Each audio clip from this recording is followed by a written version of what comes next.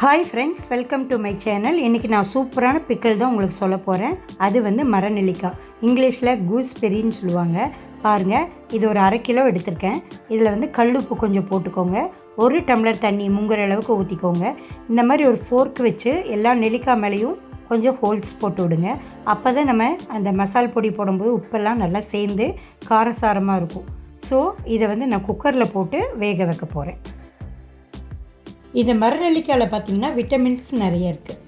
இதில் vitamins ஜாஸ்திங்கிறதுனால daily ஒன்று எடுத்துக்கிட்டிங்கன்னா எப்பவும் போல் இளமையாக இருக்கலாம். இது விலையும் கம்மி, சீக்கிரமாகவும் இது கிடைக்கும் நம்மளுக்கு. அதனால் டெய்லி ஒன்று சாப்பிட்லாம், தப்பில்லை.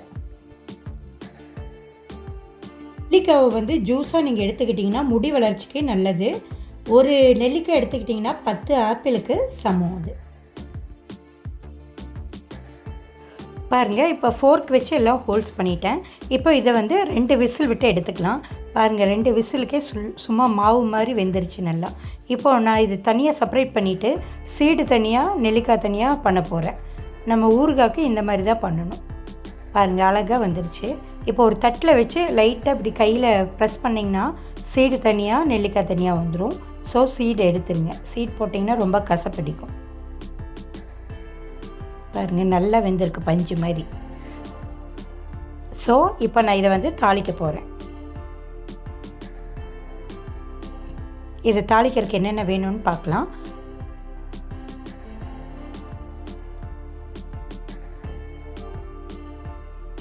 பாருங்கள், ஒரு இதில் கடுகும் வெந்தயமும் எடுத்து வச்சுருக்கேன் தாளிக்கிறதுக்கு.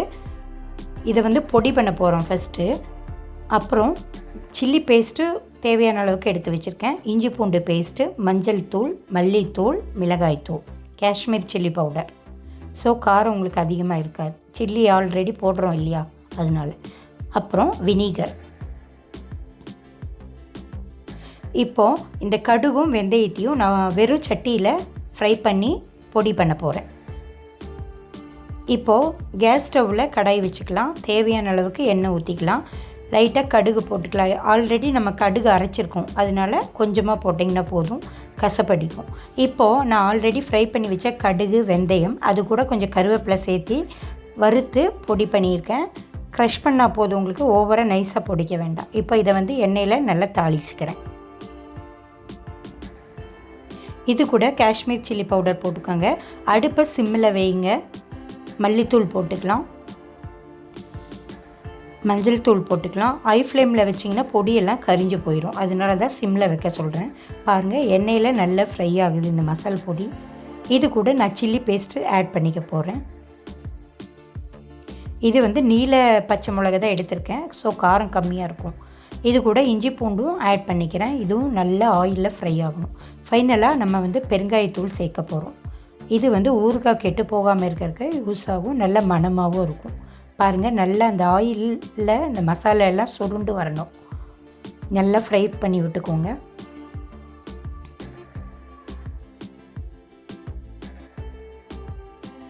இப்போது ஆல்ரெடி நான் நெல்லிக்காய் வேக வச்ச தண்ணி எடுத்து வச்சுருந்தேன், அதை இதில் ஊற்றிக்கலாம்.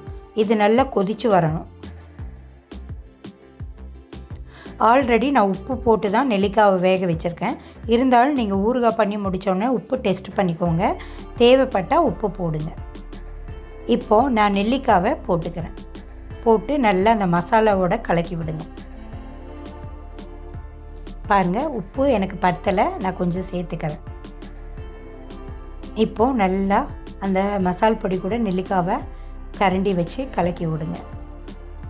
பாருங்கள், இது செஞ்சதை விட ஒரு வாரம் கழித்து சாப்பிட்டிங்கன்னா இதோட மசாலா எல்லாம் பிடிச்சி சூப்பராக இருக்கும், கலர்ஃபுல்லாகவும் இருக்கும். பாருங்கள், நல்லா ரெடி ஆயிடுச்சு. சிலர் வந்து பூண்டு இஞ்சி எல்லாம் கட் பண்ணி போடுவாங்க. நாங்கள் வந்து இங்கே எல்லாம் எடுத்து வச்சுருவாங்க, அதனால அரைச்சி போட்டுட்டேன் நான். பாருங்கள், ரெடி ஆயிடுச்சு. இப்போ நம்ம ஒரு பீங்கான் பாத்திரத்தில் இதில் போட்டுக்க போகிறோம். தண்ணி கண்டிப்பாக இருக்கக்கூடாது.